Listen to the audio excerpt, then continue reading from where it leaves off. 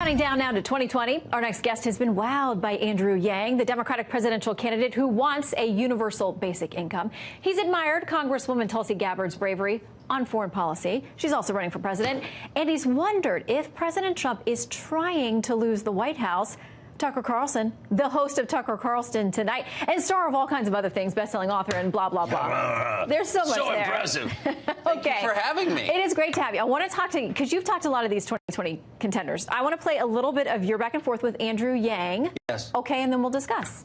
Remarkably, the political figure who is making the most sense on this subject, who has thought about it most deeply, is a Democrat who is running for president. He's Andrew Yang. He's an entrepreneur.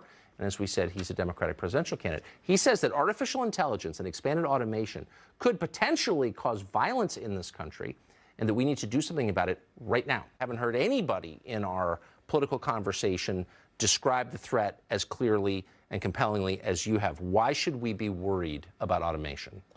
Well, if you look at the backdrop, we automated away 4 million manufacturing jobs in Michigan, Ohio, Pennsylvania, Wisconsin, Missouri, and those communities have never recovered. Where if you look at the numbers, half of the workers left the workforce and never worked again, and then half of that group filed for disability.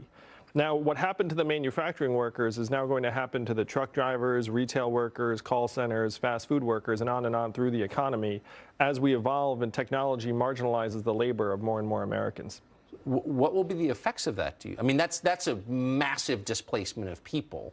What will happen once that happens? Well, as you said, I think it's going to be disastrous, where if you look at truck drivers alone, being a trucker is the most common job in 29 states. There are 3.5 million truck drivers in this country.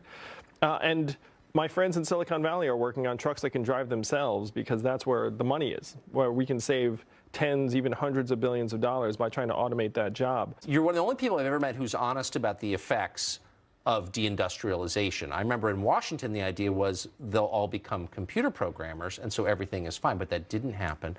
My question is, do we have to sit passively back and let this happen to the country? Well, that's why I'm running for president, Tucker, is I think it would be insane to just sit back and watch this automation wave overtake our communities and our economy. So we're not ostriches. We can get our heads up out of the sand and say, look, we get it. Artificial intelligence is real. Self-driving cars and trucks are being tested on the highways right now, and we need to evolve. We need to actually start pushing the way we think of economic progress to include how our families are doing, how our children are doing, and things that would actually matter to the American people, because GDP is going to lead us off a cliff.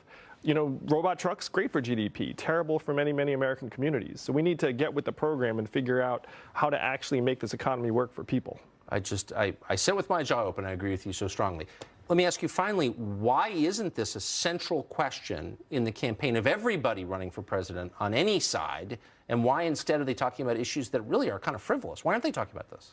As we're sitting here together, the labor force participation rate in the United States is 63.2%, the same level as Ecuador and Costa Rica. And if anyone thinks that's where America ought to be, I mean, that number is even going to be further challenged when all this technology comes online. So we have to make America embrace this challenge of the 21st century and then try and address it together as a people. Last question. Shouldn't people who cite unemployment statistics be penalized for saying something so stupid? Yeah, we have a series of bad numbers, and I referred to GDP as one. Certainly, the headline unemployment rate is completely misleading. Yes. And one of my mandates as president is I'm going to update the numbers so they actually make sense to the American people. Yes.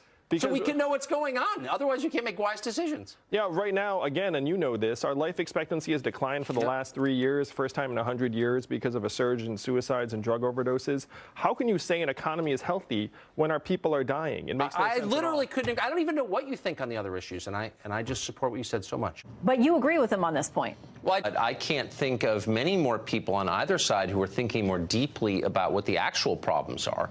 Automation, by every estimate, will eliminate a huge percentage of jobs in the United States at exactly the moment when we're importing millions of new people every year to fill jobs that probably won't exist 3 years from now or 10 years from now. It's lunatic, and nobody's saying anything about it other than Andrew Yang. I'm not sure why it's falling to him, but I don't care. I want somebody to tell the truth about it. So you're worried about the jobs, not this whole AI worry that people have, like the robots are going to come eat us and kill us. Well, I think there's no question that... Or is that a problem, too? Oh, it's a massive problem. Of course, because anybody running a business wants to eliminate labor costs, or reduce them to the extent possible. That's the imperative of the market. There's no sin in that, but it's real, and we can't pretend otherwise. And so we often will say, we need more workers for agriculture. It's like they don't know anything about agriculture, actually. Very few parts of the ag economy aren't automated now. No, it's a completely real thing. By the way, lawyers, physicians, huge sectors of white-collar America are about to be overturned by AI, and nobody is talking about it because Russia! The only thing I worry about is that some total unknown that nobody ever heard of comes along.